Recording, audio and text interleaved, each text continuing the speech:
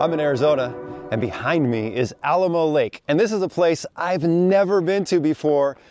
And what a beautiful, beautiful location. Now, I was given coordinates to meet up here as a starting point for the 2024 Centerforce Run. Now, this is the third year I've done this adventure, and every time it's an amazing journey through Arizona with some great people, some cool vehicles. We go see some awesome spots.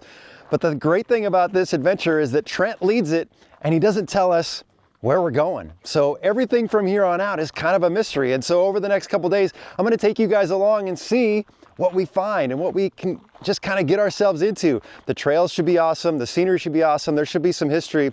But one thing I want to talk about on this trip is, you know, sometimes adventures don't go the way they are planned, and you might have some challenges with weather, with vehicles, and sometimes adventures can just be a little bit of a bummer.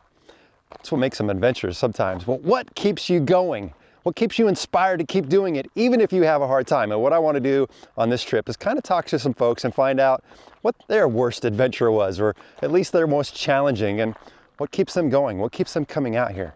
And then at the end of the video, I'll share with you my story, which I think you guys will be very interested in. All right, we've got a lot to see over the next couple days. Got a lot of great people to talk to, and the vehicles here, very, very cool. Let's get started. There are 15 amazing vehicles in this group, and several of the folks here have been a part of this event before, but there's also a few newcomers who I'm eager to get to know over the next couple days. We did have to say an early goodbye to Adam and his XJ this morning due to an electrical issue that wasn't going to allow him to join us. A bummer, because he's a great guy and it's fun to watch his Jeep in action. We gathered after breakfast for our drivers meeting, where Trent McGee gave us a little insight on today's plan.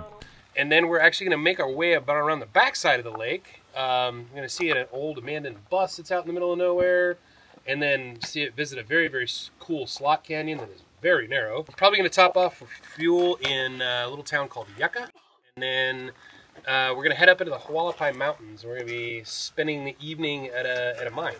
I've wheeled with Trent many times over the years, and I can say confidently that if he's leading an event, you can expect to have a great time, see some incredible places, and be ready for some fun obstacles along the way. I'm really looking forward for what's to come. All right, driver's meeting complete, and Trent mentioned something about an old cabin, an old mine, and a pretty deep water crossing. So today should be pretty exciting. I can't wait. This is going to be a whole lot of fun. I love exploring new places.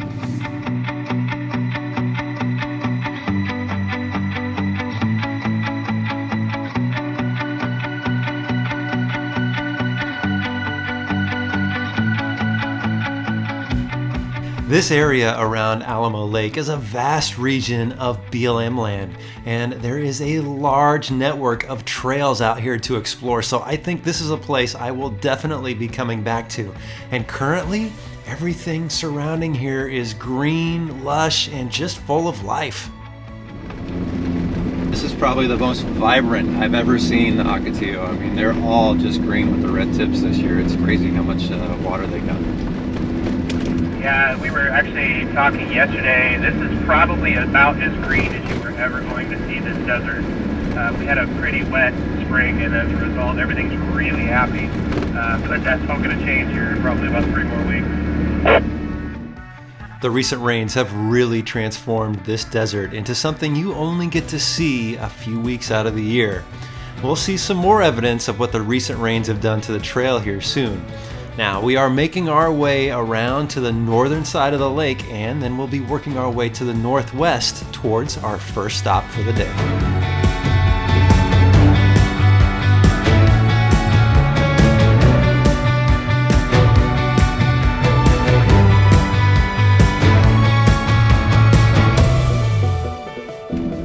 So the vast majority of the land on the other side of the Santa Maria is wilderness and protected, and there aren't a whole lot of roads going through that area, or if there are any at all. But it's pretty cool area for sure up here. Been on the trail for about an hour, and getting some good knowledge about the geology of this area. Vern always delivers some great information when we're out here. Now, the trail has been pretty much wide open, kind of graded, but we are heading towards the mountains where things should get a little more rugged. And Trent said there's a really tight canyon where his vehicle barely fit through. So should be pretty interesting. And then there's also a river crossing which is very deep, and so I got the exhaust snorkel, so we'll be fine. Today's gonna be fun.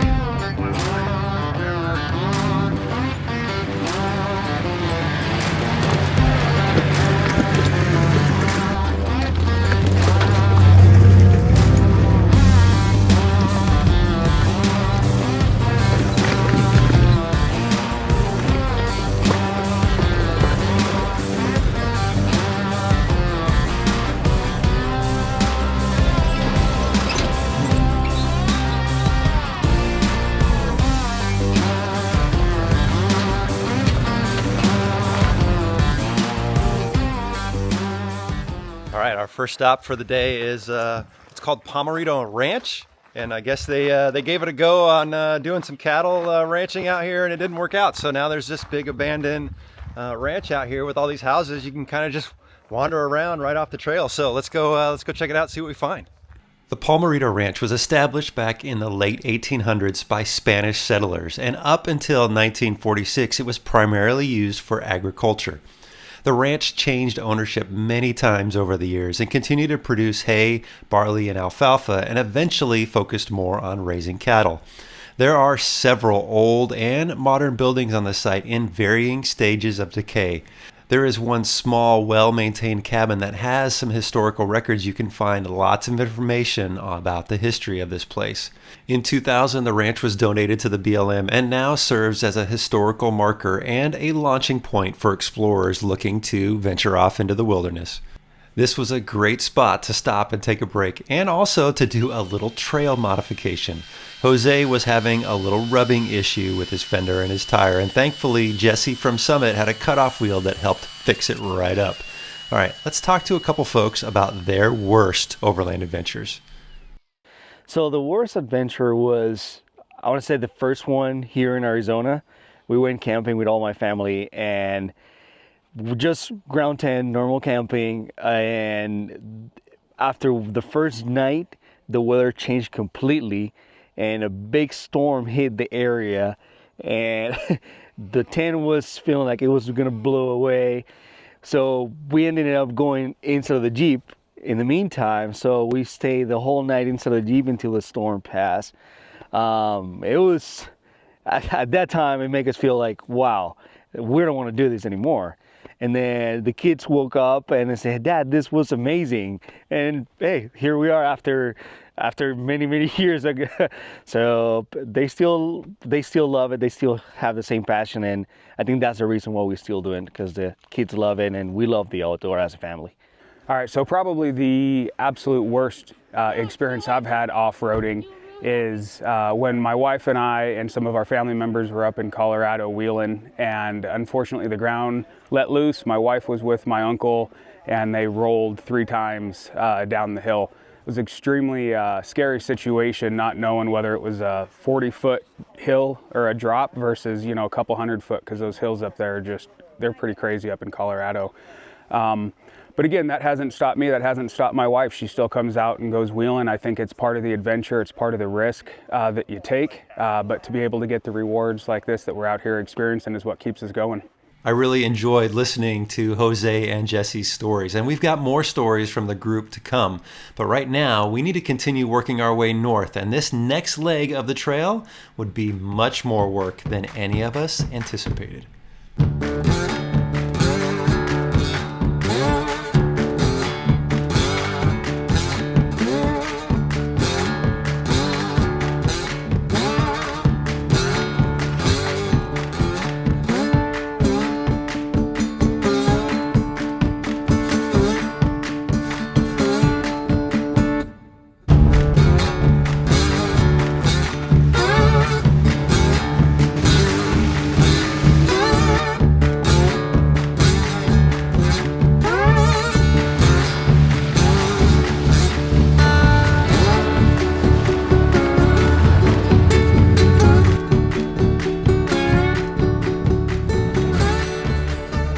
So for those of you that saw the Centerforce run last year, we were in a very unique situation where we were going through this canyon that was just this river flowing through it, and it was really, really cool. It was definitely super unique and not something you see in Arizona very often. And yet here again, we are in this wash that has got a lot of water flowing through it, and it's kind of a hot mess. You got to really pay attention because it's a little sloppy. There's some sticky spots, so you got to keep your momentum going.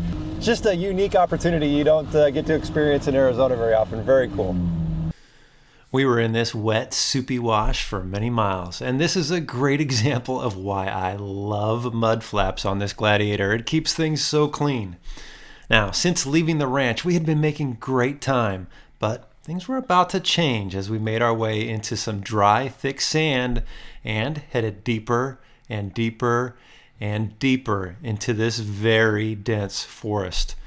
Over the years, I've found myself in some pretty tight trails in the trees and the shrubs, and I've added many pinstripes to my Jeep. But this might be the worst one ever. The entire group had to really begin slowing down their pace because not only were there plenty of small branches hanging all over the trail, there were some gnarly, rip your fenders off your Jeep kind of branches that you didn't want to tangle with, like this one here.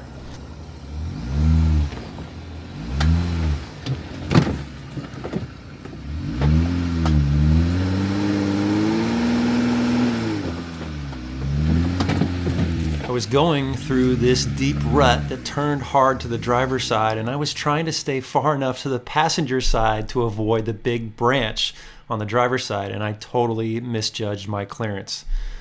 The new fender damage made me a little less than happy, and I'll show you the battle wounds in a bit. Now, the guys behind me were not faring much better, and those that had rooftop tents were really struggling and just were not going to make it through without some major damage, and that's when this incredible team of people jumped into action.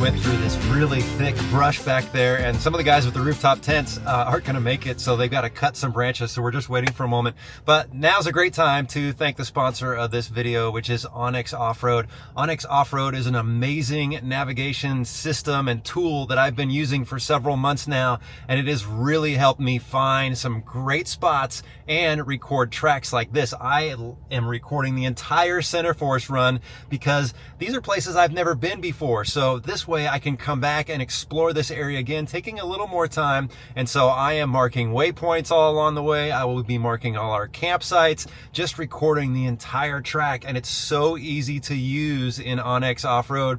If you are looking for a really comprehensive navigation system, I'll leave a link down below that will give you 20% off. I'm telling you, it's a great asset for your adventures. onX Off-Road, huge thanks for sponsoring this video.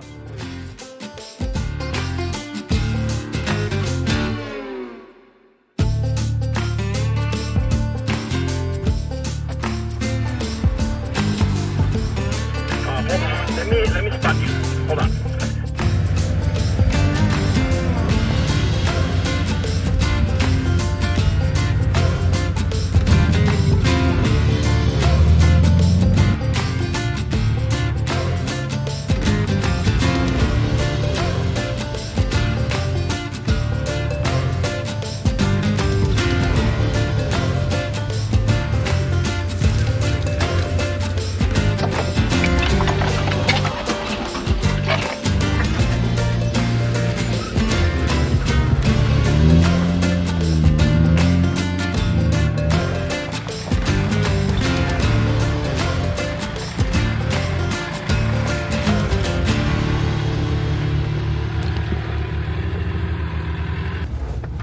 that was a slow and rough section of trail. Had to cut down a lot of tree limbs to make it through there, and my Jeep got a pretty good abrasion. But look, that's part of the adventure. Sometimes things happen, and it's all good. But we made it through there, just very slow going, and now Trent is a little worried that we might be behind our time distance a little bit. So we're gonna make our way towards the river, stop and have lunch, and then kind of reassess what the rest of the day holds. But I don't care if we get to camp late. I'm full of joy today. This is awesome, and I'm with a great group of people, so a lot of fun.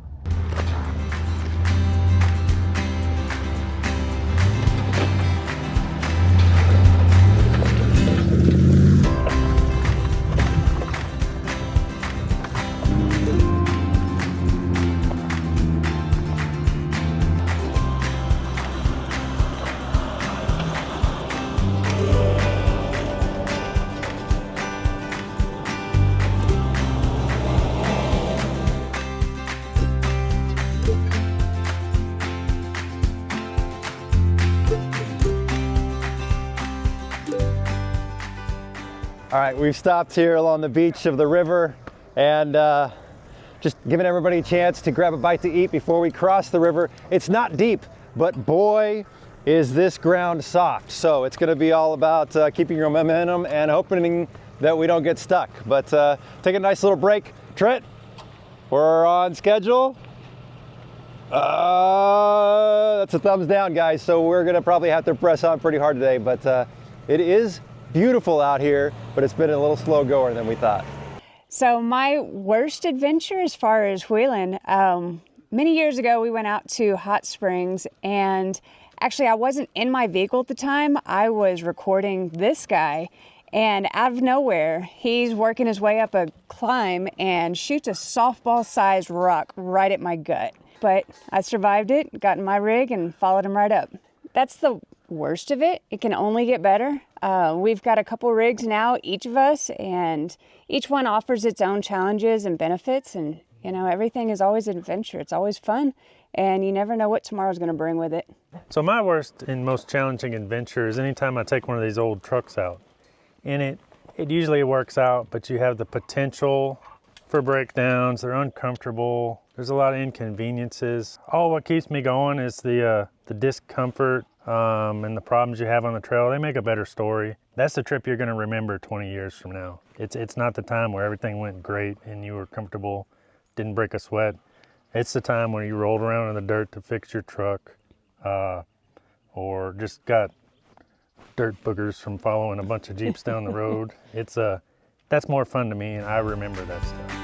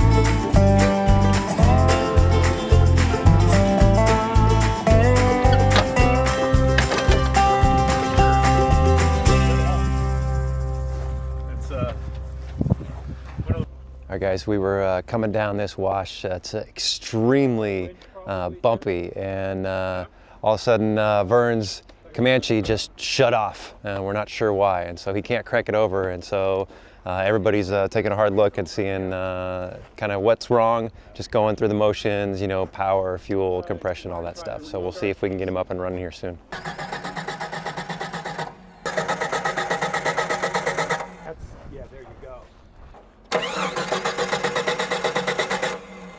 I've had a few challenging trips.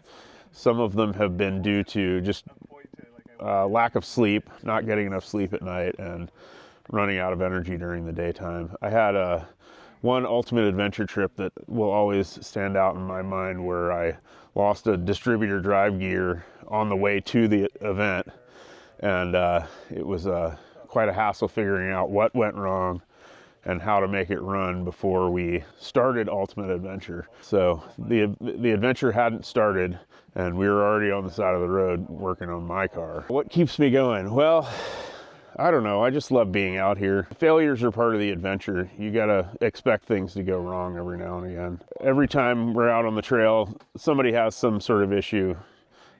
Usually it's not me, but sometimes it is me. So after about 30 minutes of troubleshooting, it seems like it might have been Vern's crank position sensor. And after letting the truck cool down and wiggling things around and tightening some stuff up, he seems to be back up and running. Well, at least for now. And just a few hundred yards down the trail, we entered the Maggie Slot Canyon. And Trent had mentioned this morning that we might find ourselves in some tight sections this afternoon. And boy, he wasn't kidding.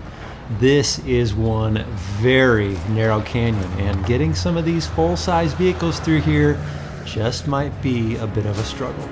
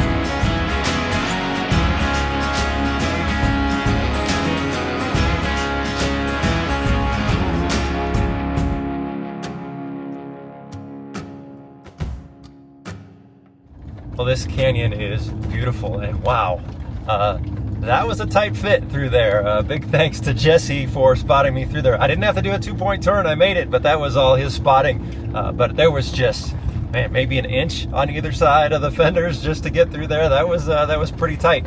I will say though, the trail through here, man, it's rough. This is some serious washboard. This is obviously gets quite a bit of traffic, and I can see why. It's beautiful, but it's, I don't know, can you tell? I think my voice is probably vibrating. It's so bad in here. But now I think we're going to be putting down a few more miles and looking for camp. Today has been a great day, man. Awesome, just full of all kinds of adventure today.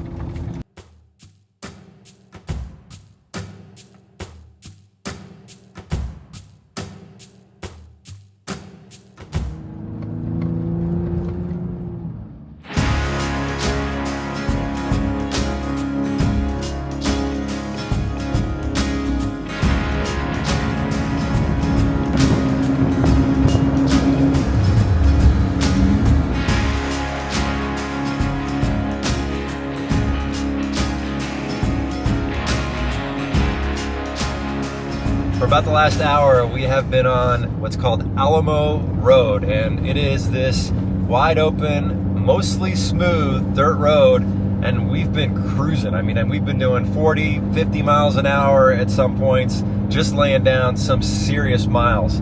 Trent said we're pretty far behind. That stop earlier today where we had to cut down all those branches to get folks through there, that really put us back. So we may get to camp late after dark. And we've still got to get fuel because some of the vehicles that are with us, the old iron vehicles, the 392s, are thirsty. I'm actually doing fine on fuel. But we're going to stop and get gas and then look for camp. And then, you know, I'm ready to eat a big meal and just kind of hang out around the fire and relax.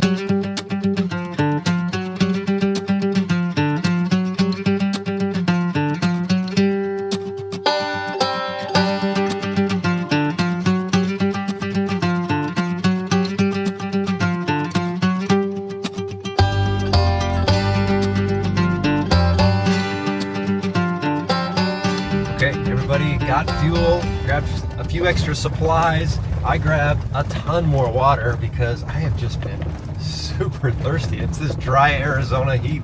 It's been warm today. Now, we are back on the dirt and we are heading up in elevation towards the Hualapai Mountains, and we are in search of camp. And Trent said we've got about 4 or 5 miles and we should be getting to camp, and then we can start cooking some good chow and kind of unwind and just enjoy the evening with everybody. So looking forward to seeing where the camp is tonight, because the mountains so far are pretty beautiful in front of us.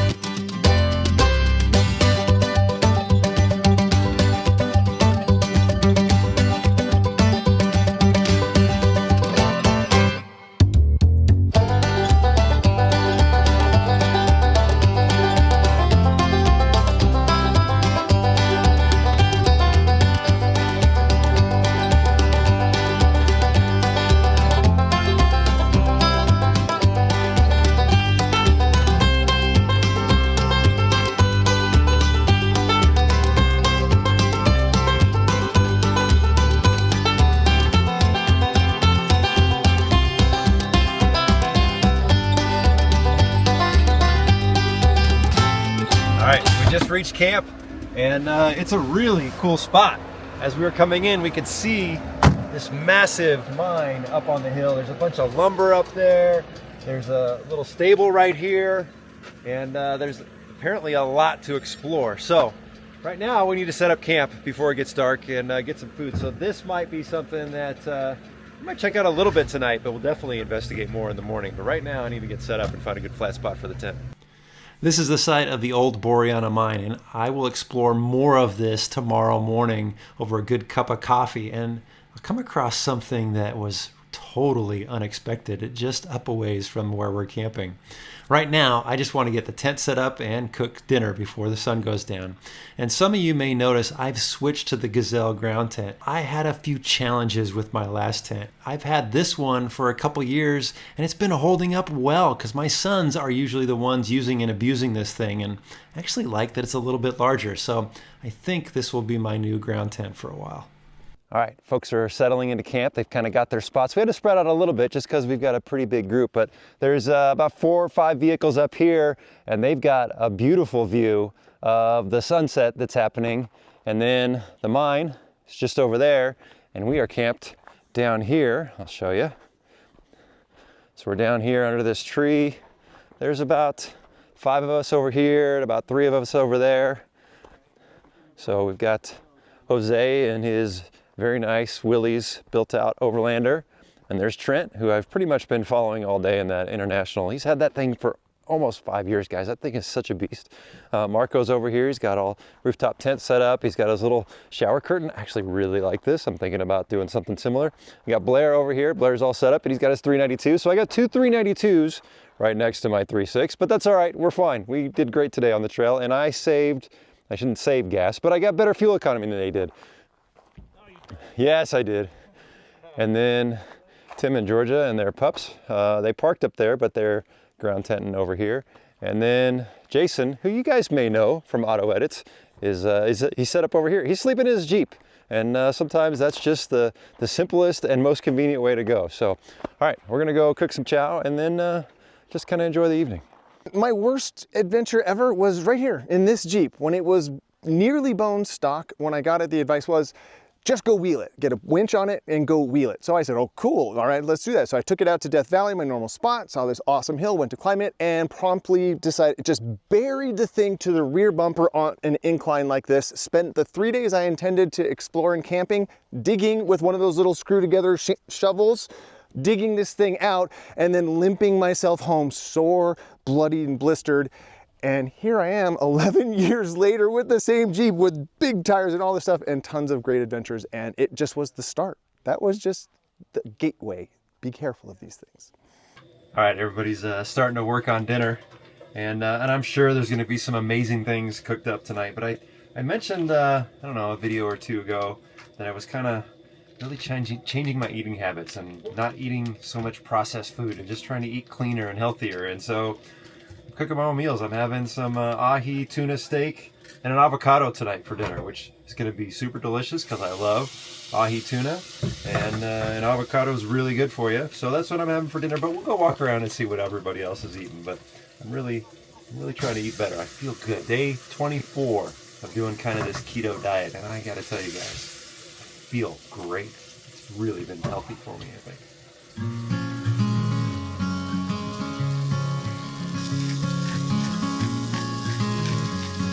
What I like about this meal is, one, ahi tuna steaks are one of my favorite foods in the world, and two, this took less than like 10 minutes to make, so we're up and running. And yes, I'm gonna eat both of these and the entire avocado. I'm starving. Oh yeah. Marco, what are you doing? You're cutting up a gallon jug over there. I don't have my trailer with me, so I got so used to that sink that I forgot to bring one. So I made a sink myself. Yeah, you can wash your potatoes. Yeah. So you're having potatoes. What else you got for dinner? I'm gonna make mashed potatoes. Okay. And I'm gonna have some asparagus. Yes. With a nice ribeye. Nice, dude. Yes. Nice. I'm so hungry. Yeah. What'd you think of today? Oh, it was awesome. Yeah. It was amazing. Yeah. That trail that we took down 500 trees. You guys were working hard cutting those trees, man. Look at our arms. Oh yeah. But you saved your Jeep, right? We saved the Jeep, and we didn't cut trees. It was just Yeah. overgrown, like a lot. Yeah. A lot. It was just really, really bad. Yeah. So what was it? A couple of hours probably? Yeah, we were there for a while. That's Yeah. no doubt. It took us a while to get through there. Drive so. a little bit, Yeah. get out of the Jeep, Yeah. chop down some brush, and then go back in the Jeep, and Yeah. 5 meters later, again. Yeah. So, but it was fun. Yeah. It was super fun. Okay, so we are up in the Hualapais. We've been up here before, just on the other side. Yep. We've never been to this side, so this is pretty cool. It's but beautiful. That mine. it's amazing. I can't wait to explore it tomorrow morning. But we're going to a place tomorrow that we've been before, and I think we'll save a little bit of that story for tomorrow. Absolutely. But that tomorrow's going to be fun. It's going to be fun. It's going to be fun. I can't wait to go back. It's the same Jeep. Yep. But it's different, upgraded. Yeah. So It'll be fun. It'll be fun.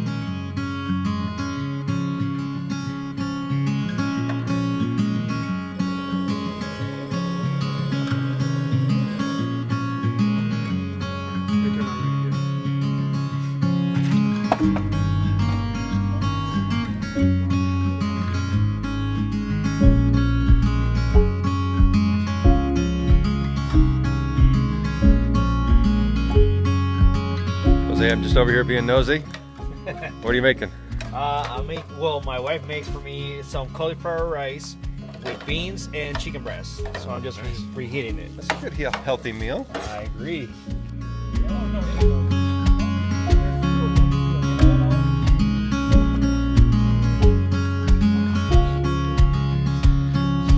I feel like you're mining for puns here. What happened, dude? This is you 2 times. Yeah. You had it stall on you. We got lucky earlier because we were thinking the crank position sensor died, and it didn't die. What actually happened was it just came unplugged. Okay. So we plugged it back together, put a zip tie around it to hold everything together, and subsequent to that, it fell down and hit the exhaust manifold and burnt through the insulation. So we're kind of babying it back together in hopes that it will function as intended once we spill beer on our feet. Once we get it back in there. Because it's not a whole lot of fun to get it in or out. Yeah. Well, looks like you're in good hands. Yes.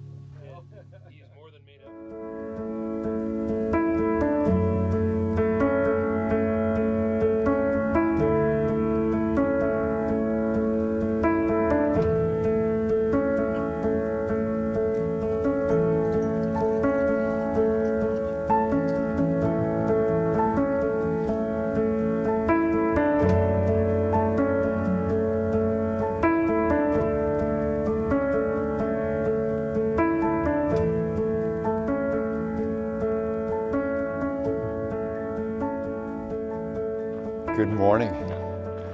What a beautiful night last night. I slept so good. There's just something about the cold air that just makes you sleep so much more sound. It was a great night. Camp's abuzz this morning. Everybody's up and making breakfast, having coffee. I'm about 2 cups of coffee in. I was up about 5:30 this morning. I was up pretty early, but I was just awake and ready to enjoy this incredible view up here. And I thought I'd come up here and just walk around and check out this old mine. It's a lot of ruins, but it's interesting because, you know, this mine was from, I think, 1905 all the way to like 1984. And so there's old stuff and a little bit of modern stuff integrated into all this. So I just want to walk around and check it out. What a massive operation this must have been. This is the Boreana mine. Deposits of tungsten were found here back in 1908, and by 1915, production had increased and eventually became the second largest producer of tungsten in the United States. The mine was in operation until 1980, and it was 1,100 feet deep and included 9 levels. This was a massive operation. Today, most of the mine openings have been closed off, and all that remains are crumbling buildings, a few mining structures that are still barely standing, and many tailing piles in the area. Now, as I was walking around and exploring and checking out many of the ruins in the area, I came across something that I did not expect to see up here. So just walking around to the top of the mountain here, and there's this little spring coming out of the mountain here, and kind of a little pond here. It's got some pretty good size goldfish in there. I can say with certainty I have never seen goldfish in any other place I've camped, and the fact that they have prospered here is pretty incredible when you think about how cold it must get in the mountains in the winter and the heat that must bear down on them in these Arizona summers. My understanding is goldfish are an invasive species, but I don't think they're doing any harm up here. Pretty interesting. Folks are starting to pack up, and we should be having our driver's meeting here shortly. But if you remember from part 1 of this trip, I asked some folks in our group to share their worst adventure stories. So let's hear a couple more before we head out this morning. Our worst adventure was back in 2021, shortly after we had built our four-wheel camper flatbed build. And we were out exploring in Moab. One of the trails we were running was the Schaefer Trail, which if anyone's been out to that trail knows it's a very cliffy shelf road trail. If you're not fond of heights, one you probably won't like. And I got a little too close to the rocks and ripped the awning off of our brand new camper build that we hadn't even had 4 weeks yet. All right, he's not giving it enough drama. So we're driving and it's brand new, so he's being cautious, and all of a sudden we hear this noise and he's like, what was that? And I look in the side mirror because I'm in the passenger seat. I'm like, oh, your awning is laying on the ground. And he's like, what? Yeah. Sorry. So, meanwhile, traffic is stacking up, just upcoming traffic, there's downcoming traffic. That trail's not wide enough to pass on. And so we're scrambling to try to, pick the awning up. I can't leave the trail trash out there. It's laying on the ground. We shove it in a closed camper and we continue, down Schaefer Trail. We get down to the bottom. I open the camper up. And in the process of bouncing down the trail, not only had I ripped the awning off and done all the damage to the outside of the camper, it also then bounced around on the inside of the camper and ripped stuff apart and tore a bunch of stuff up. After the adventure, and we got back home, and I got with four-wheel camper, and I had done over $7,000 in damage to the camper. Not our best adventure, not my finest moment, but why do we still do it after all that? Because it's still fun. It's still fun, yeah. I mean, I always like to say you can't ever have a good adventure without a little bit of adversity. So let's see, my most challenging adventure. I'm going to say that I've had a lot of different adventures and they've all been pretty cool. I would say the most challenging one I've ever had was actually one of my very, very first. I was actually still in high school. It was one of the first times I went camping with my buddies. And the car I was driving with at the time, without getting into a whole bunch of detail, it basically blew a head gasket. So we were camping up above Crown King, and I had to limp the thing all the way down to the I-17 on the Senator Highway, shutting it off, coasting down hills, turning it back on, because it kept overheating. So that was probably the most challenging one that I can think of offhand. But, we got through it, and obviously it didn't ruin me because I've still been doing this for, 25 years later. So, there's a lesson learned. And it was, take better care of your car. I love exploring. I love seeing what's around the next bend. I love getting off the beaten path. I mean, I'm going to guess right now, we're less than 15, 18 miles from the 93, which is the major highway that goes from Phoenix to Vegas. And those guys would never know that this beautiful place that we're in right now exists. And I love stuff like that, just getting off the beaten path and finding out, what these mountains or what that valley and all that stuff looks like. That's what keeps me going. So, all right. So the plan for today, we are going to continue on into the Hualapais, and we are actually going to cross over to the other side. We are going to be visiting yet another mine site, but this one is really cool. It's got a couple of buildings that are, let's just say, really unique. So that right there at the mine is a pretty rough section. It's probably the roughest wheeling we're going to encounter on the trip. I think we'll be fine. Everybody's got lockers and rock sliders and all that stuff. I really don't anticipate having much issue at all. So we're going to check that out. But we do have a pretty long day today. So I enjoy how cryptic Trent keeps these drivers' meetings. Just a little bit of information to build enough anticipation to keep everyone intrigued. I have to admit, though, where we are heading today, I've actually been to once before, and we're going to find ourselves working our vehicles pretty hard. But the reward will be worth it, and before the day is through, I believe everyone will have made some new everlasting memories.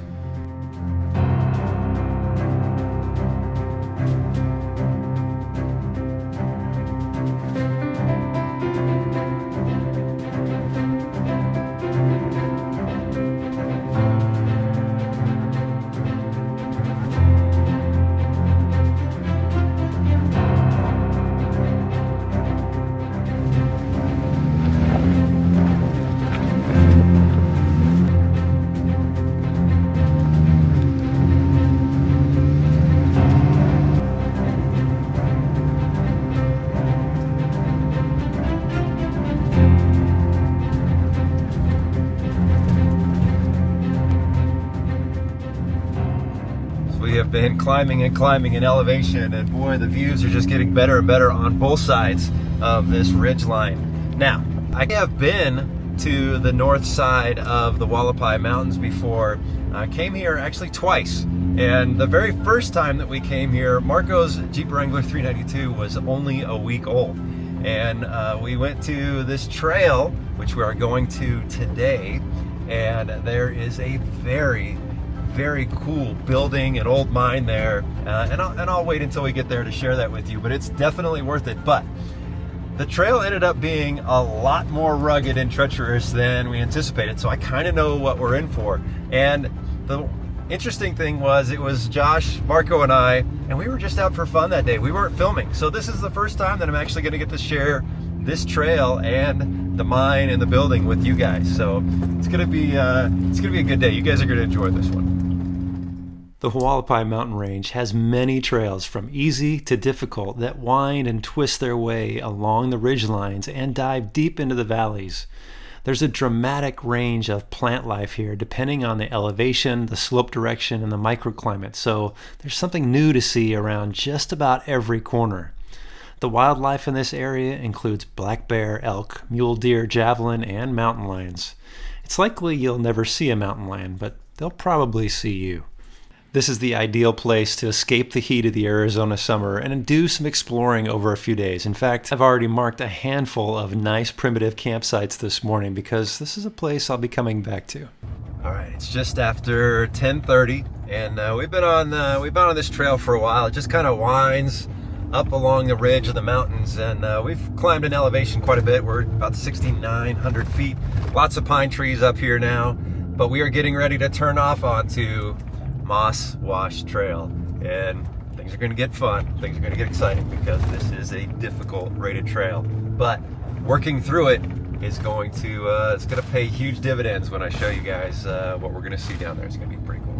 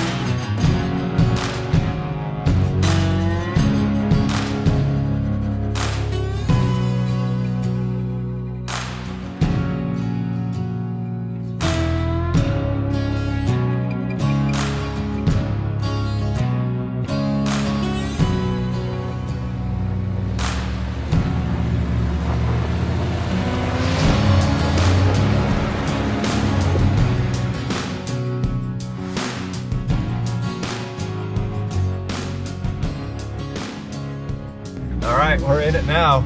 There's some good ruts, a few rocks, some tight turns, but there's more to come. As we get closer to this mining area, things get really technical. This is kind of just a little bit of a break-in, but you know, I always have second-guessed my decision on putting 35s on this thing, but when it performs on stuff like this and it really doesn't flinch, I know I made the right decision, but things are going to get a little more technical here soon, so we'll see. We'll see if these 35s still hold up. I think they will.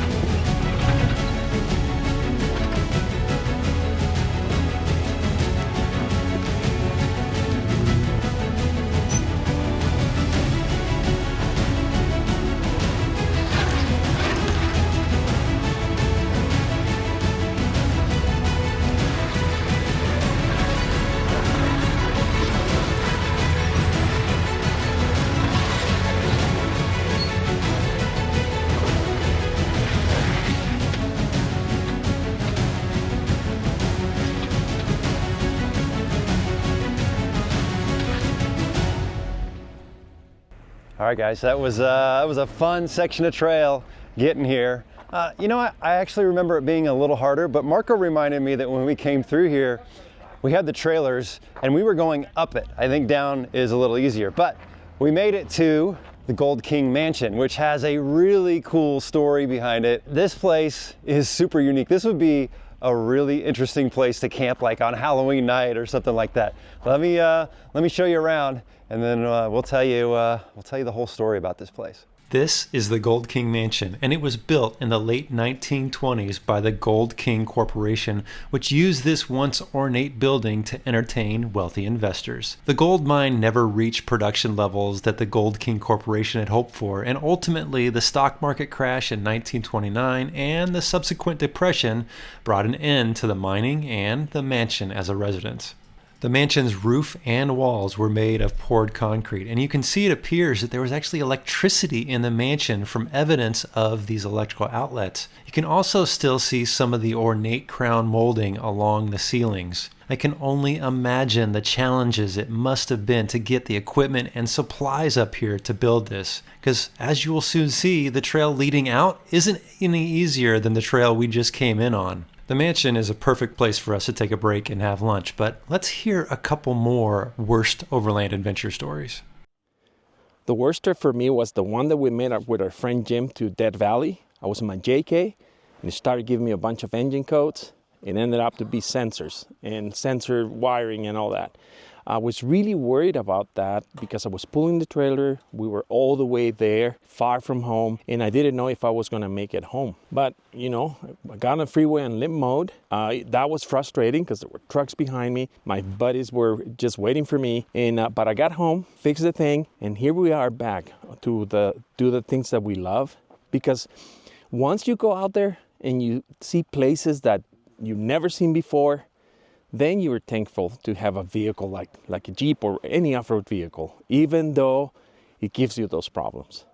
One of my worst adventures was a Paiute draw with a group of friends, probably about 6 of us. We had just pulled out a friend's Jeep. We had to use a couple of hydraulic jacks to lift the differential up and get it over some rocks. And so we had just finished that, almost up to the waterfall, and wasn't paying attention, and I was looking at the sights. And then within about 2 minutes of that, I had ran the front of this Cherokee right up over a ski jump, and so that the front differential went up it and down, and I couldn't even know. I didn't know what happened, and so I ended up trying to put it in reverse, and it wouldn't come out. So got outside and looked at it, and it was perfectly hung up to where I could have changed a tire.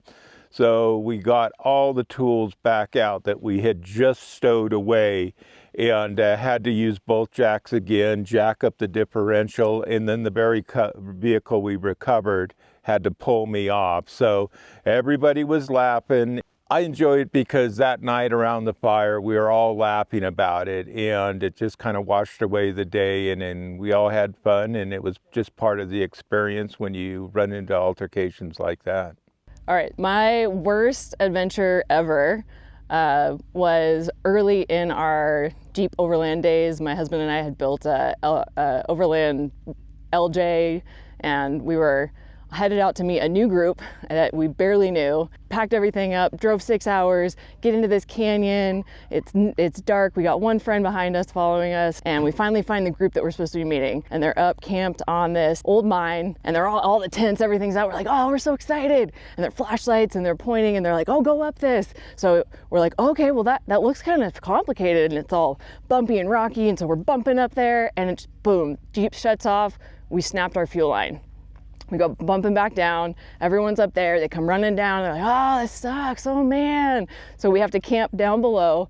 All these people that we don't barely know are up there. In the morning, we're going, what are we going to do? Like, we're down this canyon, tiny town, far away. And they're all like, well, we got this run planned. So they just take off, and they're like, I don't know. We got one friend that's like, I'll stay behind and help you. So we just patch it up, book it out as fast as we can, run out of fuel, like a good couple, like 2 miles. We still got 20 miles to go. We end up having to leave the Jeep And it's this back and forth where we're like, what do we do? How do we get out here? How do we get home? We're able to get parts, drop the tank, fix it all on the trail in the heat, like in this weird place that we don't even know. And then it's like 4 o'clock. We have an idea of where the other group is. And we look at our friend and we're like, do we do it? Should we meet them or do we go home? And he's like, let's do it. So the Jeep's running and we basically have to get out, go all the way around a good 2 or 3 hours. And they didn't give us coordinates. They're just like, we're gonna be off this road about 20 miles. We think we're gonna be over here. So in the dark, we're going along and it's like, I don't know, are we just gonna have to camp here? We got 10 more minutes if we don't find them. Next thing you know, we pop over, there's their tents, and you just hear, ah, everyone's cheering. We roll in and they're like, how did you do this? Like, how are you here? Also, how did you find us? Why we still do it is that feeling of like, we did it, we fixed it, and it's persevering and then showing up and having that camaraderie with everyone else.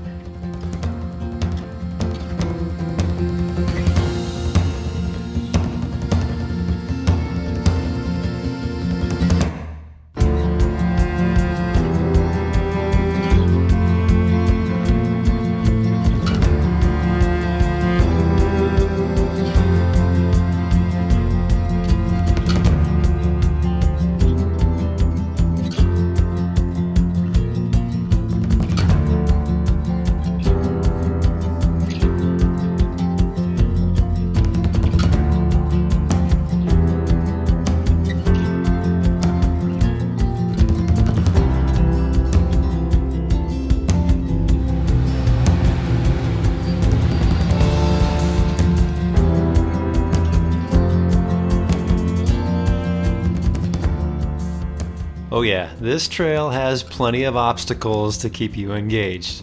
Just takes a little bit of patience and a little tire placement. You can work your way through here.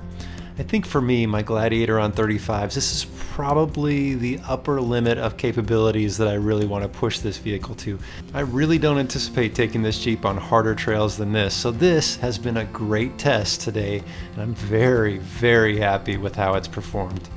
Everyone else carefully and slowly worked your way through, but the Tacoma did get a little high-centered, so the team shifted into recovery mode, and within minutes, they were back up and running again.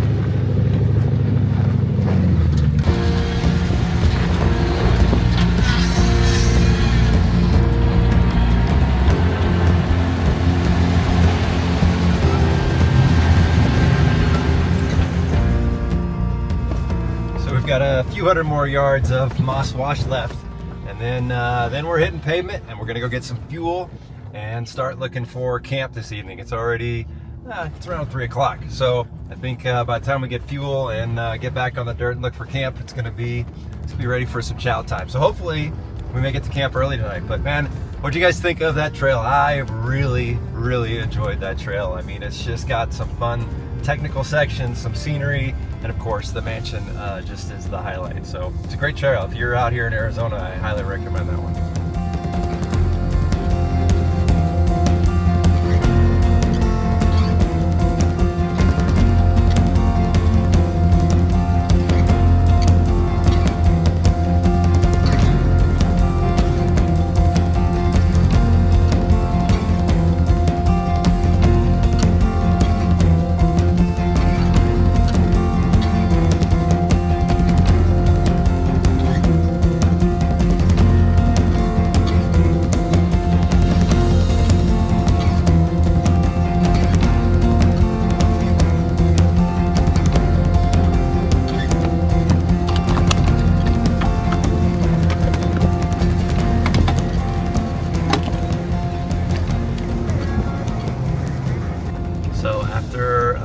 hour on the freeway. We stopped in I don't even know if you would call it a town. We stopped at a gas station in a place called Solomon, I think is how you pronounce it, Solomon. We all filled up, grabbed a couple little supplies, and then right there we hit the dirt. And now we are heading deep into this beautiful area that's got some kind of rolling hills and mountains off the background, and we didn't even air down. We're just beelining for camp right now, which I think we're all okay with. Get to camp a little early and just kind of unwind and relax and kind of reminisce about our day. That was an exciting day. I think we all have some pretty good stories to tell. All right, so we're at this little sign-in station here. Now this is one of those checkerboard areas that's a combination of Prescott National Forest and a private ranch. So there's alternating sections of private ranch land and public land. And so basically the U.S. Forest Service has made an agreement with the Hualapai Ranch that the Hualapai Ranch allows access on any of the existing roads, but they do like to keep track of who's passing through, especially in regards to hunters and wildlife. There's actually a thing right on the sheet about you have to report any wildlife that you've bagged, of course, with proper permits and all that stuff. So we're just camping, so we're just going to sign in and respect the agreement and stay on the existing roads. So simple as that.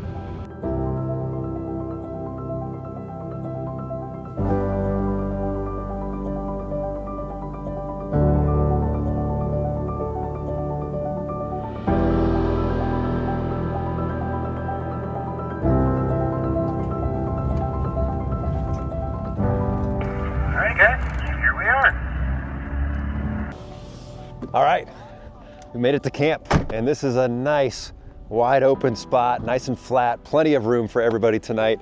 And I got some beautiful views off in the distance of the mountains, nice flat area here with a fire ring. And then the sun, we might get a pretty nice sunset tonight. It looks like it's gonna be setting behind those mountains here, but I'm gonna get set up and tell some good stories today, I think.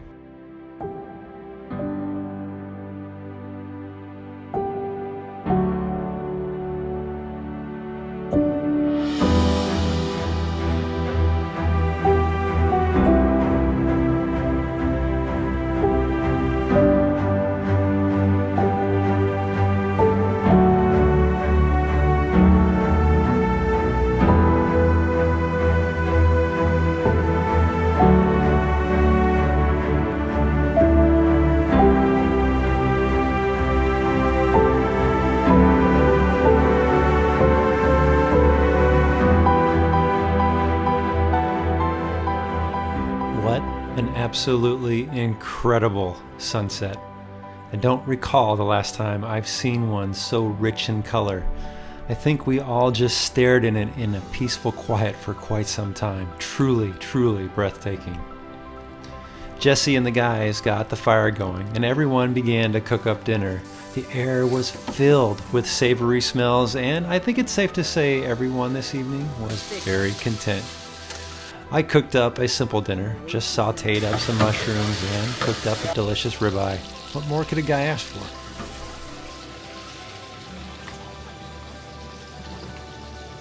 All right, steak's done, medium. Mushrooms are sauteed. Smells pretty good. Just gonna take a quick taste test here. Mushroom, steak.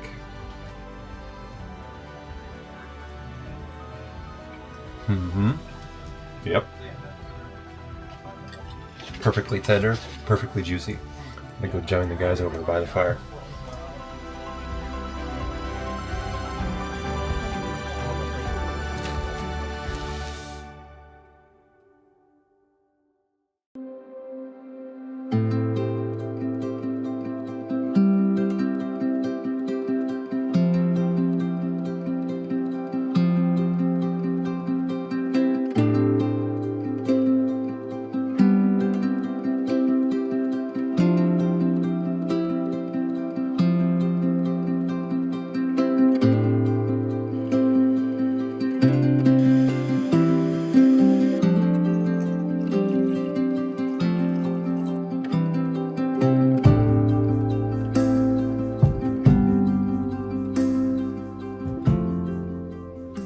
Good morning, guys. It was a great night here at camp. A little chilly this morning, but boy, the sun has come up and just warmed everything up. And that sunrise this morning, you gotta love Arizona sunrises and sunsets. Okay, so it's been great to hear everybody's stories about, their worst adventures and why they still do this. But I said at the beginning of the video I would share my story with you, and it all goes all the way back to the very first time that my son Jordan and I went camping in the silver Jeep, our JK, for the very first time. And we were out in the desert, we had our backpacking gear, we had just the basics. We found a pretty nice campsite, we set up, and the wind started getting stronger and stronger, and it started to get really, really bad. And I had an old Coleman stove that I had grabbed, and I didn't even have a table. We were cooking burgers on the ground, and I couldn't keep the flame lit. There was dirt blowing all over the burgers, so we weren't gonna be able to eat dinner, and the wind just kept getting worse and worse, and it was blowing dust in our faces, and it got so bad that it flattened the little ground tent that we had because the poles just couldn't stand up to the wind. That's how bad it was. And so we didn't pack up, we threw all the gear in the Jeep and drove home, and I think we got home at around 11:30 that night, and it was pretty rough. I remember being pretty exhausted when that was all said and done. But the next morning, Jordan and I were talking, and we were starting to laugh about it, and now it's just a great story that we have. And ever since then, it's just been, yeah, we're gonna have some challenges out here, whether it's weather, whether it's mechanical, whatever it is, it's part of the adventure, and you just gotta persevere through it, because being out here is therapeutic for you. Disconnecting, enjoying nature, there's nothing better than this. And so yes, there's gonna be some challenges along the way, but some of those challenges make for the best stories. We had a nice, slow, and relaxing morning, but Trent finally brought us together for a quick driver's meeting to share with us just a hint of what to expect today. I don't think any of us were looking forward to this adventure coming to an end today, but we were eager to get out and do some more exploring, and the dogs were anxious to get out on the dirt. So it was finally time to put down some miles and make our way farther north.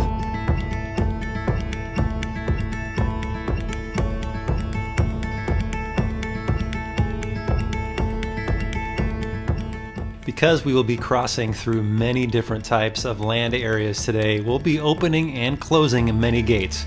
But you don't see many gates running across a cattle guard. It looks as though the guard has just been filled with dirt, and maybe this was the easiest way, was just to add a gate. That would be my guess anyway. It was a little strange.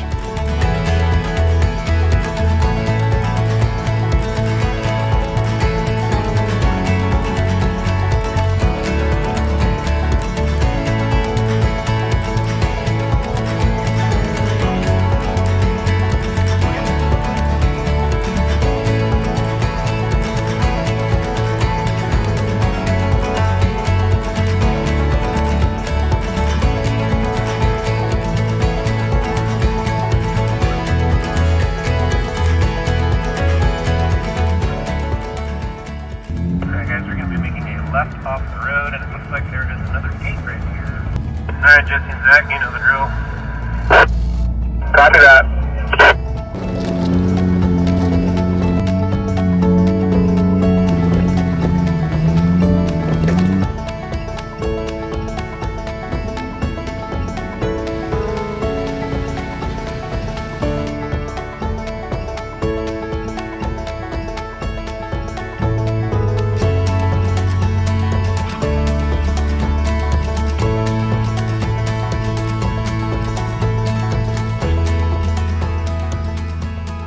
Crazy what a little elevation will do. We've climbed up pretty good. I don't know, we're probably a little over 6,000 feet in elevation, and there's juniper trees and pine trees just all over the place. And up till now, the trail has been pretty easy and wide open, but now it's you can see getting a little more rugged, maybe a little more technical. Maybe we'll get into it a little bit, but honestly, it's been just kind of a nice, peaceful morning. Kind of had the radio off, just kind of clearing my head and just enjoying the drive and the scenery. It's been a great morning so far. Love Arizona. Have I mentioned that before? Probably 1,000 times.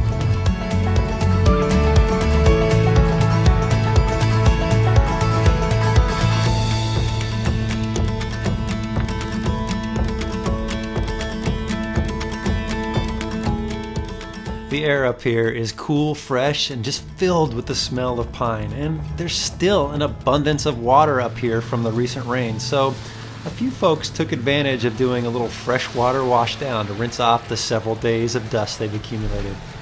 We soon found a nice shaded spot just off the trail and enjoyed some lunch and some good conversation.